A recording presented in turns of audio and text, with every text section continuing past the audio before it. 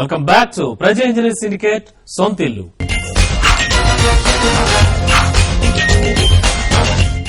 మీరు అపార్ట్మెంట్ లో flat book చేసుకున్నారా? మీరు కొనబోయే ఫ్లాట్ కు ఫైర్ సేఫ్టీ ఉందో లేదో గమనించారా? మీ అపార్ట్మెంట్ కు అగ్నిమాపక శాఖ అనుమతులు లభించాయా? ఫైర్ సేఫ్టీ ఆవశ్యకత ఏంటి? అసలు నిర్మాణాల విషయంలో అగ్నిమాపక శాఖ నిబంధనలేంటి తెలుసుకోవాలంటే వాచ్ ది స్టోరీ. దేశంలో పెరుగుతున్న మౌలిక సదుపాయాలకు సమాంతరంగా రియల్ ఎస్టేట్ రంగం దూసుకుపోతోంది. పల్లెలు పట్టణాలు అనే తేడా లేకుండా అన్ని ప్రాంతాల్లోనూ రియల్ బూమ్ జెట్ స్పీడ్ తో దూసుకెడుతోంది.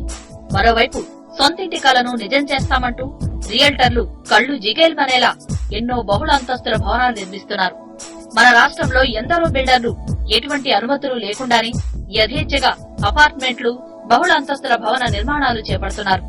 మనలో చాలా మందికి అగ్నిమాపక శాఖ నిబంధనల గురించి అంతగా పట్టింపుండదు.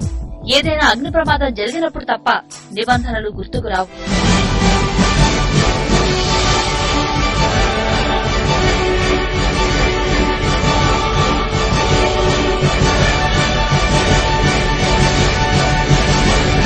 ప్రభుత్వ నిబంధనల ప్రకారం పరిశ్రమలు, ఫ్యాక్టరీలు, బహుళ అంతస్తుల భవనాలకు తప్పనిసరిగా అగ్నిమాపక శాఖ అనుమతి పొందాల్సి ఉంటుంది. అగ్నిమాపక విభాగం సూచించిన నియమ నిబంధనల ప్రకారం 15 మీటర్ల ఎత్తున్న వాణిజ్య భవనాలు, 18 మీటర్ల ఎత్తుగల నివాస భవనాలు, అలాగే 6 మీటర్ల ఎత్తుగల జనసామర్థ్యం గల అన్ని భవనాలకు ఫైర్ సేఫ్టీ ఏర్పాట్లను చేయాల్సి ఉంటుంది. భవనం చుట్టూ ఫైర్ ఇంజిన్ తిరిగేందుకు వీలుగా స్థలాన్ని వదిలివేయాలి.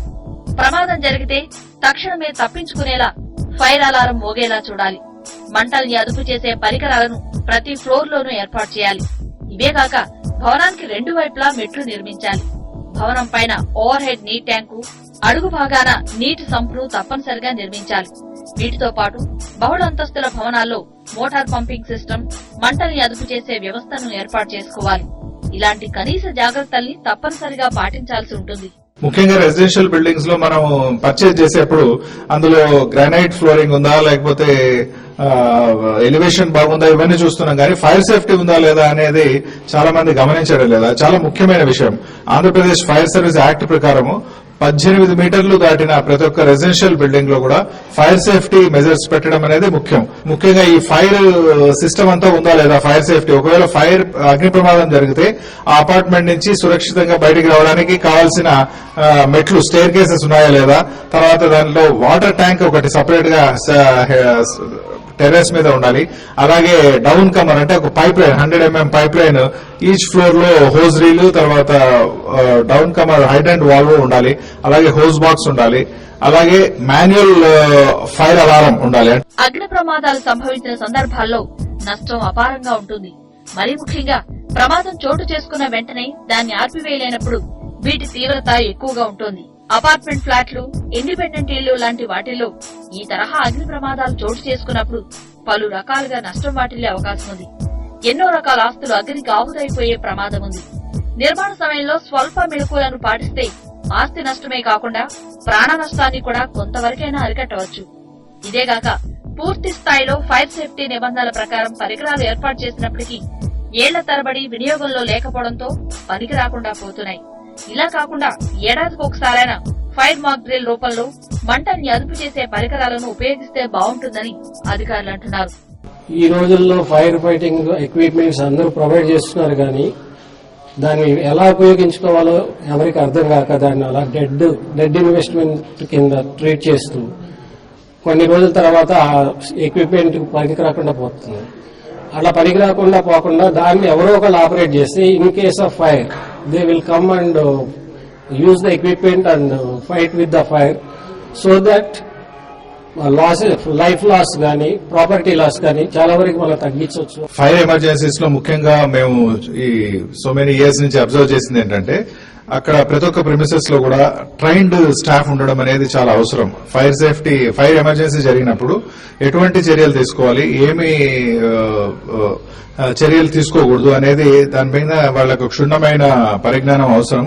అదేవిధంగా హ్యాండ్స్ ఆన్ ఎక్స్పీరియన్స్, అంటే ఉన్న ఎక్విప్మెంట్ ని ప్రాపర్ గా యూజ్ చేయడము, దాంతో ఆ ఫైర్ ని కంట్రోల్ చేయడము. ఫైర్ బ్రిగేడ్ వచ్చే వరకు చిన్న చిన్న ఫైర్లు, ఓ మోస్తరు ఫైర్లు కూడా ఆ ప్రిమిసెస్ లో ఉన్న ట్రైన్డ్ స్టాఫే కంట్రోల్ చేయడం ద్వారా మనకు లాస్ ఆఫ్ ప్రాపర్టీ కానీ, లాస్ ఆఫ్ లైఫ్ కానీ మనం చాలా వరకు నివారించవచ్చు. అలాగే సెక్యూరిటీ సిబ్బందికి ట్రైనింగ్, ఫస్ట్ ఎయిడ్ వంటి అంశాల్లో తర్ఫీదిప్పించాలని సూచించారు. ప్రతి బహుళ అంతస్తుల నిర్మాణంలో తప్పకుండా స్టాండర్డ్ ఎలక్ట్రికల్ ఎక్విప్మెంట్లు, మాన్యువల్ ఆపరేటెడ్ ఎలక్ట్రికల్ సిస్టమ్ ఏర్పాటు చేయాలి. అలాగే hose reel and downcomer, booster pump, overhead tank, సెల్లార్లలో ఆటోమేటిక్ స్ప్రింక్లర్ సిస్టమ్ ను విధిగా ఏర్పాటు చేయాల్సి ఉంటుంది.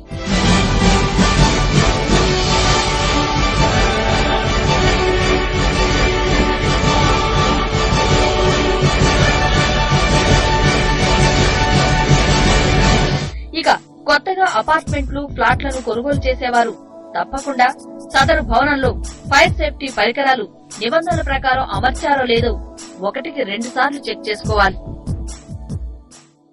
సో ఇది ఈ వారం ప్రజా ఇంజనీర్ సిండికేట్ సొంతిల్లు కార్యక్రమం. వచ్చే వారం సొంతిల్లు కార్యక్రమంలో మళ్ళీ కలుద్దాం. వర్జిన్ కౌంటీ పేరుతో విల్లాస్ నిర్మిస్తున్నారు. 40 లక్షల రూపాయలకే 200 గజాల స్థలంలో విల్లా ఇస్తున్న ఘనత ప్రజలకు దక్కుతుంది.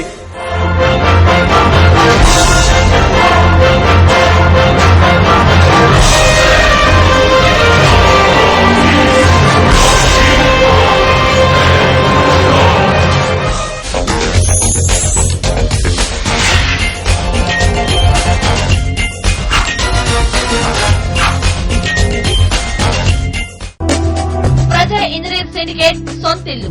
Knowledge partner confederation of real estate developers association of India.